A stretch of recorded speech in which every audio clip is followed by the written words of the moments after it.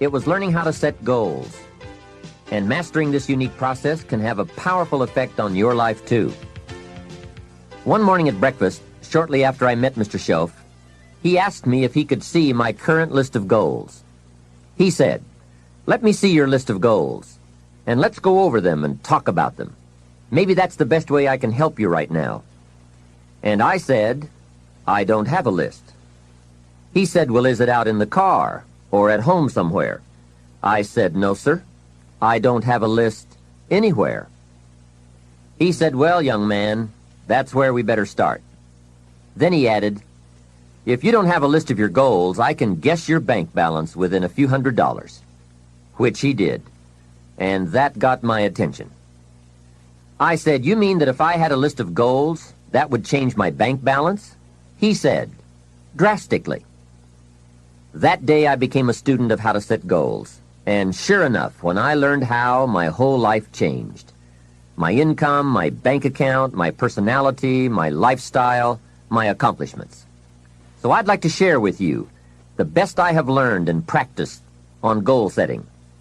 First of all, I'd like to say that we are all affected by 5 factors. The first is environment. The second is events. The third is knowledge. The fourth is results.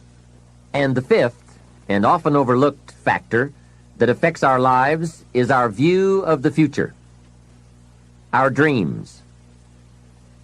I won't get into all of these influences here, but let me concentrate on the fifth one, dreams. Of all these 5 influences, make sure your dreams are the greatest influence on your daily decisions and activities. Put another way, make sure that the greatest pull on you is the pull of the future. For your dreams to greatly influence you, for the future to pull you, your future must be well planned. There are 2 ways to face the future. One is with apprehension, the other with anticipation. Guess how many people face the future with apprehension? Why? They don't have it well designed. And without really thinking about it, they have probably bought someone else's view of how to live.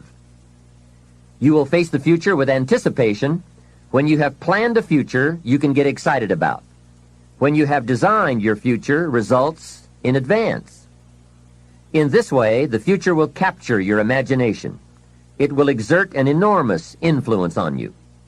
And to design your future, you must have goals. Well-defined goals are like a magnet. They pull you in their direction, and the better you have defined them, the better you have described them, the harder you work on them, the stronger they pull. And they pull you through all kinds of difficulties, too. Without goals, it is easy to let life deteriorate to the point where you're just making a living. It is not difficult to get trapped by economic necessity and settle for existence rather than substance. We all have a choice.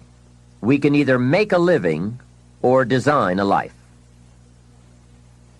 Mr. Shoaff said to me, "I don't think your current bank balance is a true indicator of your level of intelligence."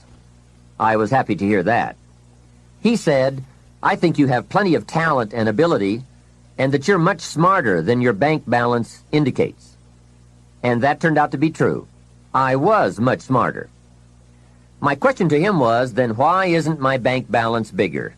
And he said, "You don't have enough reasons for accomplishing great things. If you had enough reasons, you could do incredible things. You have enough intelligence, but not enough reasons." That's the key. If you had enough reasons. In my years of study, I've also discovered this. Reasons come first, and answers come second. Life has a strange way of hiding all the answers and disclosing them only to people who have been inspired to look for them, who have reasons to look for them. Put another way, when you know what you want, and you want it badly enough, you will find ways to get it. The answers, the methods, the solutions will become evident to you. Hey, what if you had to be rich? Are there any books and tapes on the subject? The answer is yes. There are plenty of good ones. But if you don't have to be rich, you probably won't read the books or listen to the tapes.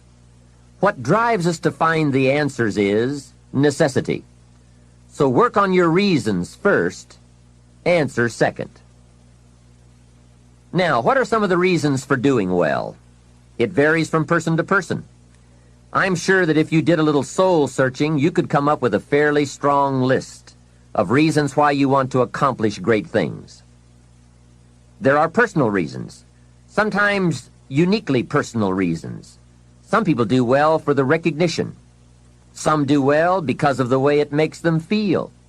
They love the feeling of being a winner. That's one of the best reasons. I have some millionaire friends who keep working 10 to 12 hours a day, making more millions. And it's not because they need the money. It's because of the joy, pleasure, and satisfaction that come to them from being constant winners. To them, money is not their main drive. It's not the money. It's the journey. Once in a while, someone says to me, if I had $1 million, I'd never work another day in my life. Hey, that's probably why the good Lord sees to it that he doesn't get his million. Because he'd just quit. Family is another reason, or motivator for doing well. Some people do extremely well because of other people. And that's a powerful reason. Sometimes we will do things for someone else that we would not do for ourselves. We are made that way. I met a man who once said to me, Mr. Rohn, to do everything I want to do around the world with my family, I need at least $250,000 a year. I thought, incredible. Could a man's family affect him that much? And the answer is, of course. How fortunate are the people who find themselves greatly affected by someone else. It's powerful. Benevolence. The desire to share can be a powerful reason for wanting to achieve. Some people do extremely well gathering up resources, so they can then be benefactors. When Andrew Carnegie, the great steel magnate, died, his desk was opened, and in one of the desk drawers was found a slip of paper. On that slip of paper, Mr. Carnegie had written his goal for his life, and he wrote it when he was in his 20s. On that slip of paper he had written, I'm going to spend the first half of my life accumulating money. I'm going to spend the last half of my life giving it all away. That's terrific. He was so inspired by that goal that during the first half of his life he accumulated $450 million. And during the last half of his life, he gave it all away. How powerful.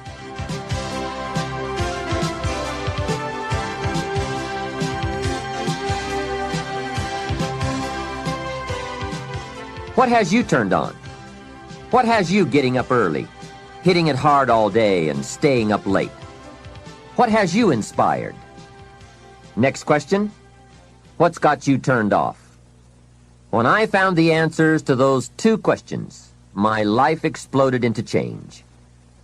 I finally found out what negative philosophy of life I had allowed to limit me and had me turned off, and I got that cured. Then I found a long enough list of reasons to turn me on, and once the lights went on for me, at age 25, they have never gone out. I've fallen out of the sky a few times, but I've never lost that drive to do something unique with my life. Now there's another list of reasons for doing well, called nitty-gritty.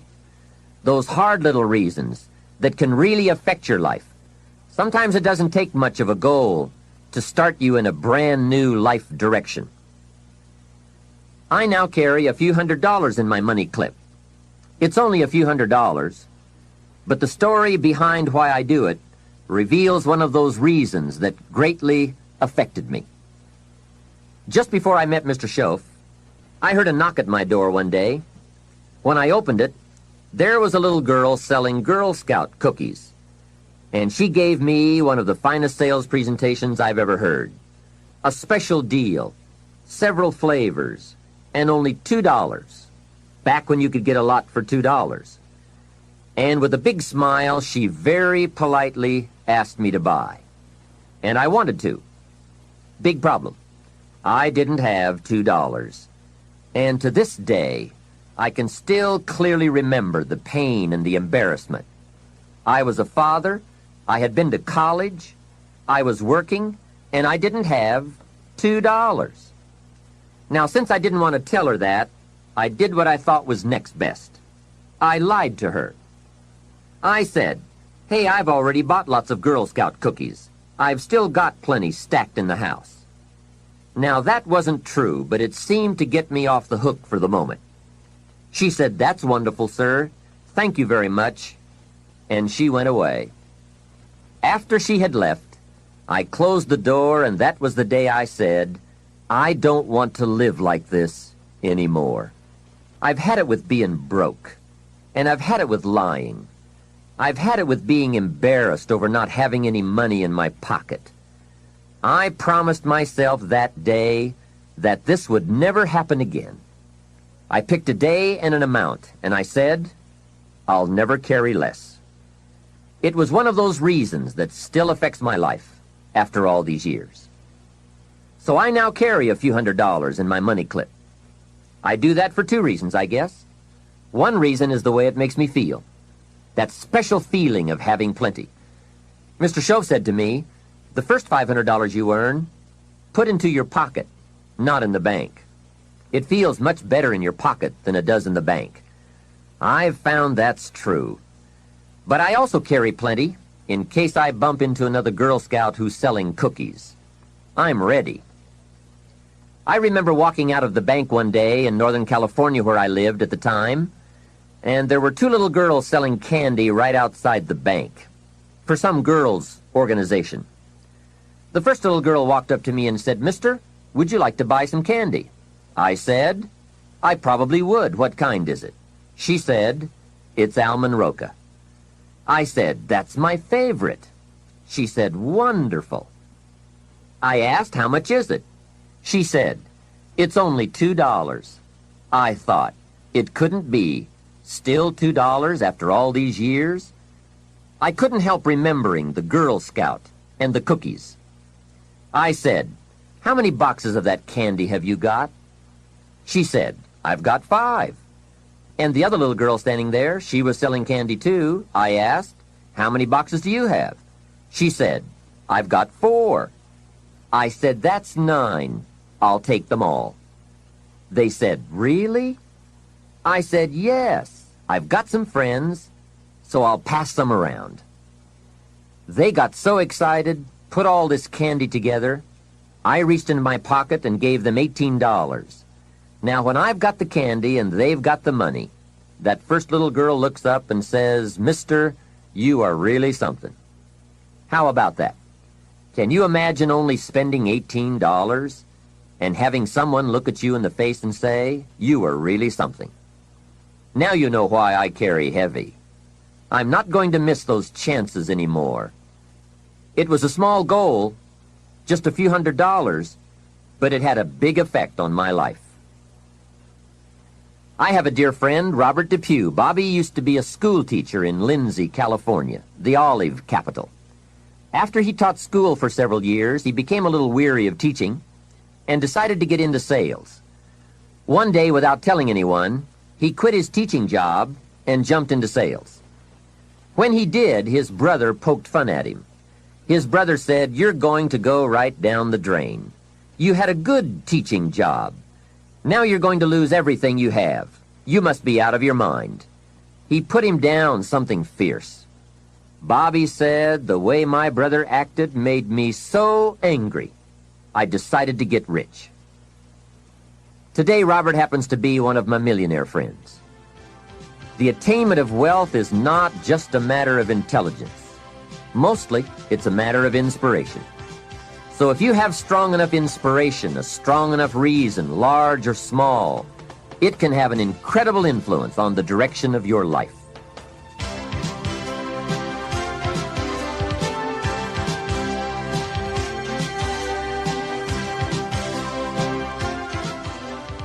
Now, we're going to take some time to actually start designing the next 10 years of your life. We're going to start setting your goals. Goal setting is one of the most important skills to develop if you want to design your future. I'm going to give you enough homework not only to keep you busy for the rest of your life, but also to help you create the kind of life you may have always dreamed about living, but never believed possible. So let's get on with it. The sooner you exert the discipline, the sooner you will be enjoying the results. Once the results start to come, believe me, you won't mind the hard work and discipline it's going to take. Now, get a sheet of paper, and at the top of it, write the words, long-range goals. I'm going to ask you some questions, and I want you to jot down the answers. If you don't have paper and pen handy, follow along with me now anyway, just listening.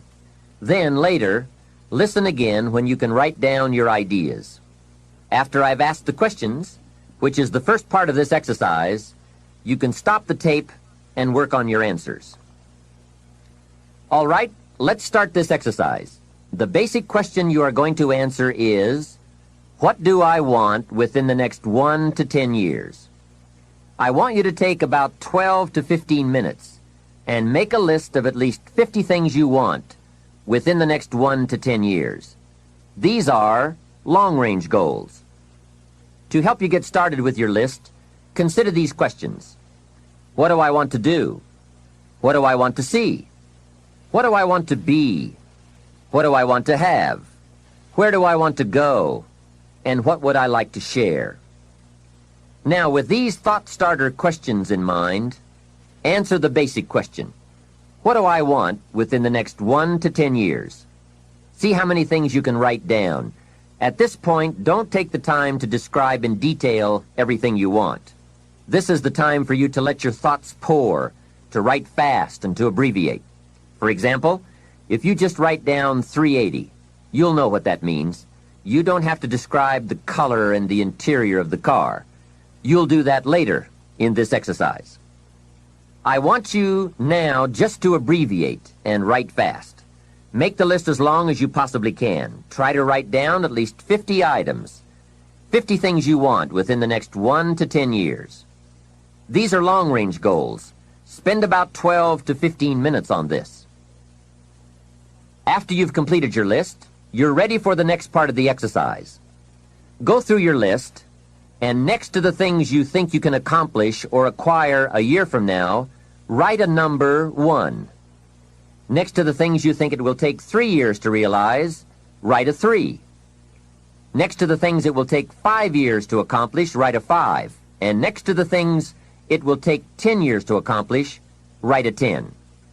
Go through this list now to the best of your ability and say, that looks like it will take me about a year, or 3 years, or 5 years, or 10 years.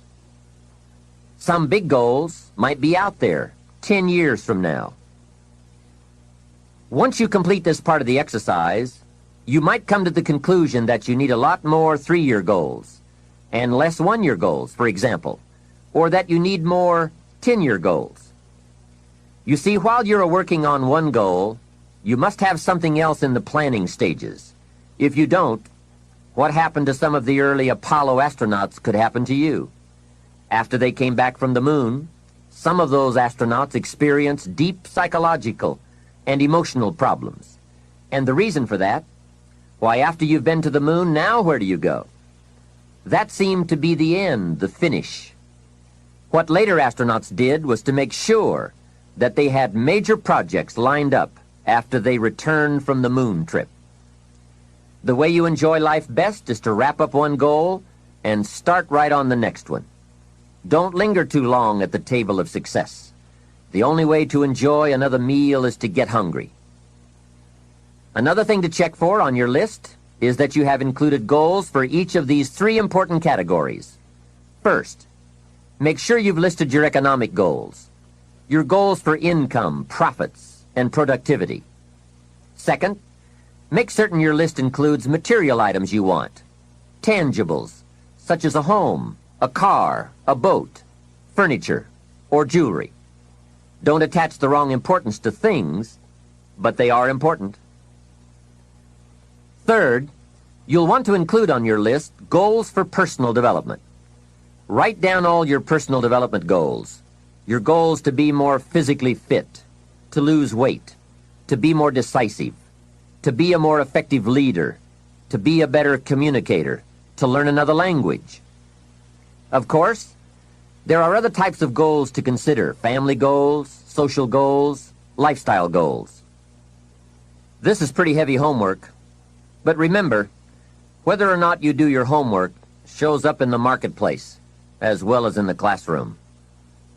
After you have determined which of your goals are 1 year, 3 year, 5 year, and 10 year, and after you've made certain your list includes economic goals, things, and personal development goals, I want you to go back to this list again.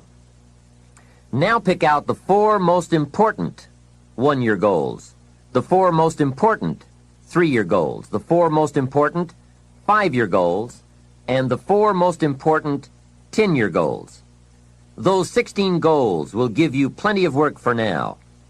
Get out some more paper, and in a brief paragraph, describe each goal. How high, how long, how much, what size, what model, what color, for example. Also describe why it is important to you. This is a process where you either talk yourself into it or talk yourself out of it, which is good. When you're unclear as to why something is important, usually you put only half-hearted effort into it. What you want is a powerful motivator, but the reason why you want it is an even more powerful motivator. It has greater pull. You may find that some of your goals you thought at first glance were important are not important after all. Do some reflecting, refining, and revising. The point is, right now, try to have approximately 4 1-year, 3-year, 5-year, and 10-year goals that you truly believe in, that inspire you, that you've sold yourself on. When these goals and the reasons you want to obtain them are each clearly described in a brief paragraph, transfer this information to a journal or some type of notebook that you can carry with you easily and refer to often. It's essential to set aside some time every week to review all of your goals, to rearrange them, redo them, restructure them, to add goals, or to tear up the whole list and start over. Goal setting is not something you do just once. It's a continual process. Also, you must constantly check your progress toward your goals. You don't want to fall too far behind on, or worse, lose sight of, your important goals. Now, just as important as your long-range goals are your short-range goals. Your goals for tomorrow, next week, next month, 6 months from now. These are goals you can accomplish within the next year, the immediate future. We call these goals confidence builders. When you work hard, burn the midnight oil, and accomplish these little things, it builds your confidence to go for your long-range goals. Write down in your notebook or journal all the little things you would like to have or accomplish in the next year. How you set up this list is up to you. You might want to break it down by week or by month. Set it up in whatever way works well for you. Part of the fun of having a list is being able to check off something as obtained or completed. Every week, try to check off at least one thing on your list of short-term goals. And when you are able to check off something major, something on your list of long-range goals, celebrate. Make winning joyful. Congratulate yourself. It is very important to celebrate progress. We grow from 2 experiences. One is the joy of winning, and the other is the pain of losing. Here's what that also means. Make losing painful. Put it on yourself. If you set something up, fooled around, didn't pull it off, put it on yourself. And get around people who will help in this area. Hey, don't join an easy crowd. Go where the expectations are high, where the pressure to perform is high. It's how we grow. I'm certain that part of the reason why people let goal setting slide is because it is a lot of work. As I said, you'll be constantly revising your lists of short-range and long-range goals, rearranging them, refining them, redesigning them, establishing different priorities, adding new goals, perhaps deleting others. It's interesting that so many people work hard on their jobs, but they don't work hard on their futures. They let that slide. Some people live such mediocre lives that at the end of the day, they don't know whether they're winning or losing. They just go through life with their fingers crossed. I know most people don't make definite plans, but don't let that be you. The guy says, well, you work where I work, but the time you get home, it's late. You've got to have a bite to eat, watch a little TV, and get to bed. You can't sit up half of the night and plan. And this is the guy who's behind on his car note. He's a good worker, hard worker, sincere.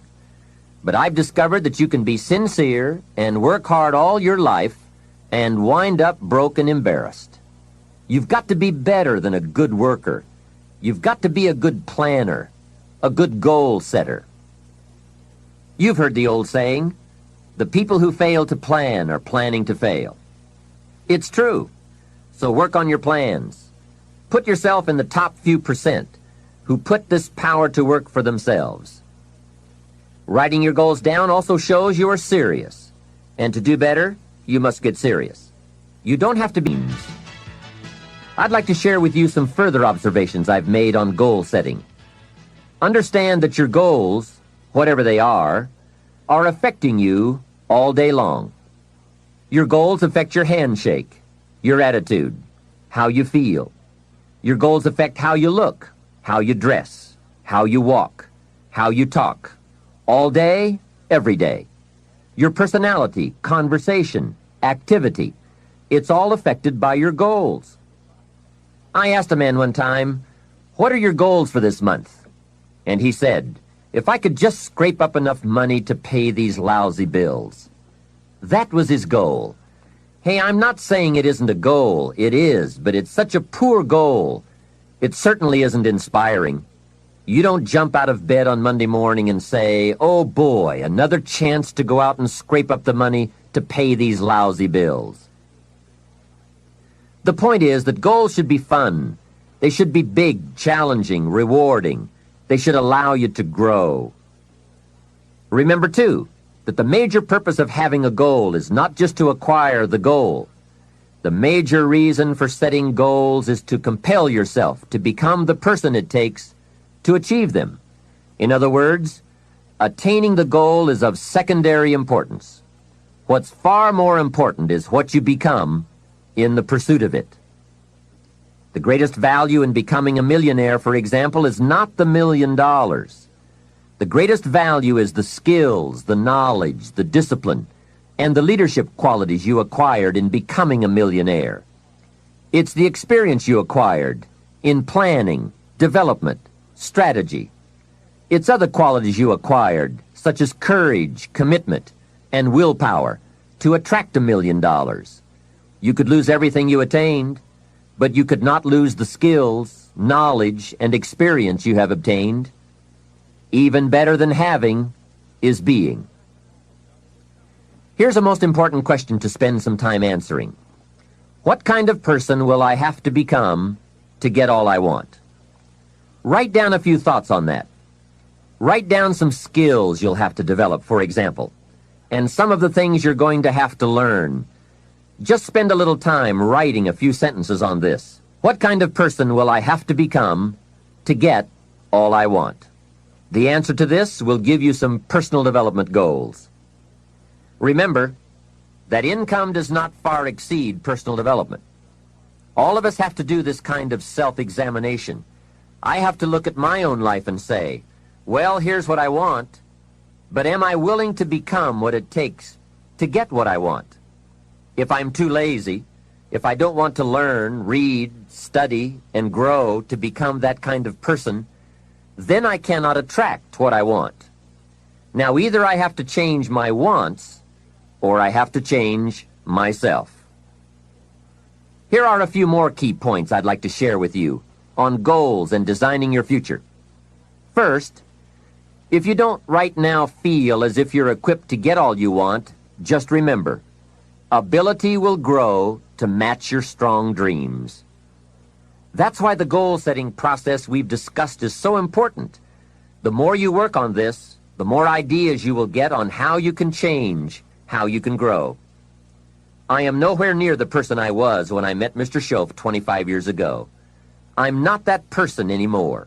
I've changed. There's nothing you can do about the past, but you can do a great deal about your future. You don't have to be the same person you were yesterday. You can make changes in your life, absolutely startling changes, in a fairly short period of time. You can make changes you can't even conceive of now, if you give yourself a chance. Your abilities will grow. You have untapped talents and potential that you haven't even reached for yet. And as time goes on, you'll be able to reach deeper and deeper. The first thing you'll know, you'll be able to do things you never thought you could do. You'll be able to handle things you never thought you could handle. You'll have ideas that you've never had before. All of this is sparked by the goal-setting process. When you know what you want, and you want it badly enough, the answers will come to you. I can't tell you why it works. All I know is it works. Give yourself a chance to become all you can become and to accomplish all you can accomplish. Let me give you a Bible philosophy that teaches how to get whatever you want. Here's what it says. Ask. That's it. Ask. Of all the important skills to learn in life, be sure to include the skill of asking. What does ask mean? Ask means, what do you want? And the complete formula is staggering. It says ask, and you will receive. Hey, we ought to look into that. The man says, yes, but you work where I work. By the time you struggle home, it's late. You've got to get a bite to eat, watch a little TV, and get to bed. You can't sit up half the night and ask. And this guy is behind on his bills. He's a good worker, hard worker, sincere, but you've got to do better than work hard and be sincere all of your life. You'll wind up broke and embarrassed. You've got to be better than a good worker. You've got to be a good asker. Let me give you some key points on this asking and receiving, setting goals, asking of life. Here's part of the philosophy that helped me to change. First, asking starts the receiving process. Asking is like pushing a button, and all this machinery starts working, mental and emotional machinery. I don't even know how it works, but I do know it works. There are a lot of things you don't need to know how they work. Just work them. Some people are always studying the roots. Others are picking the fruit. It all depends on what end of it you want in on. So asking is the beginning of receiving. Second, receiving is not the problem.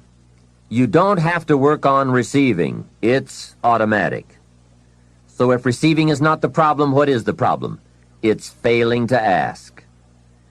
The man says, I see it now. I got up every day this year and hit it hard, but nowhere in my house is there a list of what I want from my life. Can you see? Good worker, poor asker.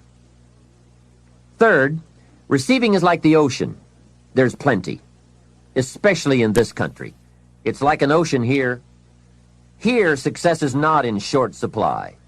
It isn't rationed so that when you step up to the window, it's all gone. No. Well, if that's true, what is the problem? Well, the problem is some people go to the ocean with a teaspoon. Have you got the picture?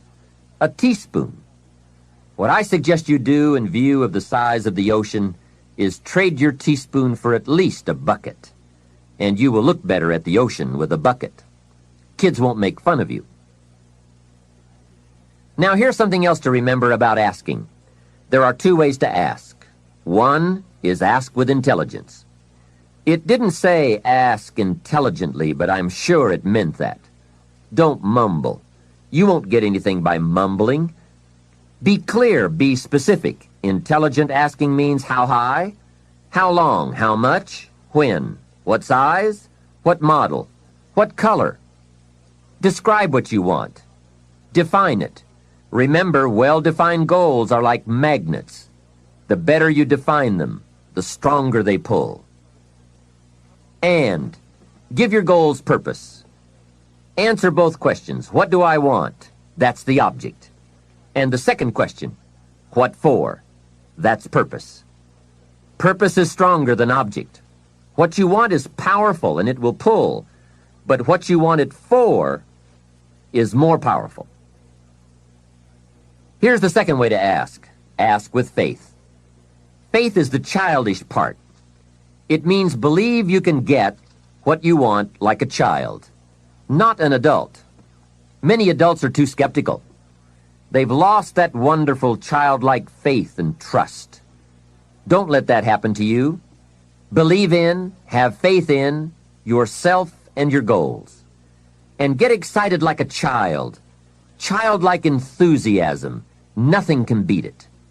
Kids think they can do anything. How exciting. They hate to go to bed at night and can't wait to get up in the morning. Develop that kind of enthusiasm toward your life and your goals. And be curious like a child.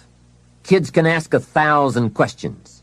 Just when you think they're finished, they come up with 1,000 more. They'll drive you to the brink. But it's really a virtue. Have plenty of curiosity. Ask. And here's a good question to constantly ask. Is this a major or a minor?